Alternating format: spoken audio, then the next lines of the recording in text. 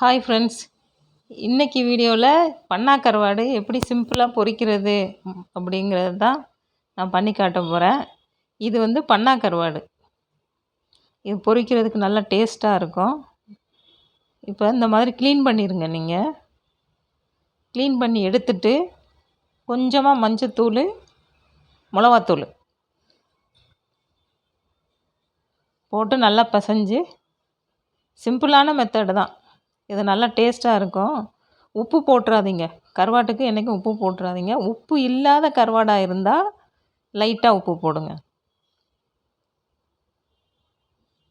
ஒரு 2 நிமிஷம் பிரட்டி வச்சுட்டு அப்புறம் நம்ம பொரிக்கலாம்.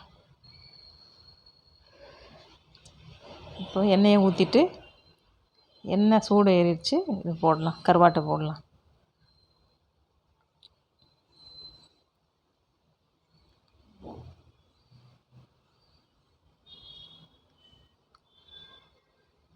கொஞ்சம் பொரிஞ்சு வந்ததுக்கப்புறம் நம்ம பிரட்டி விட்டு அடுத்த பக்கத்தையும் பொரித்து எடுத்துடணும்.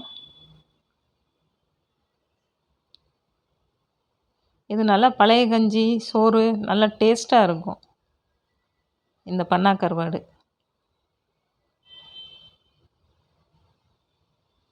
இந்த பண்ணா வந்து நாங்கள் ராமேஸ்வரத்துலேருந்து வாங்கிட்டு வந்த பண்ணா கருவாடு.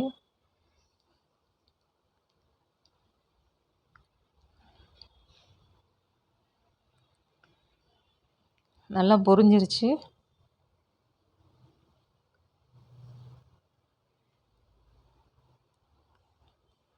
இப்போ எடுத்துடலாம். ரொம்ப சிம்பிளானது தான் ஃப்ரெண்ட்ஸ், நீங்களும் செஞ்சு பாருங்கள்.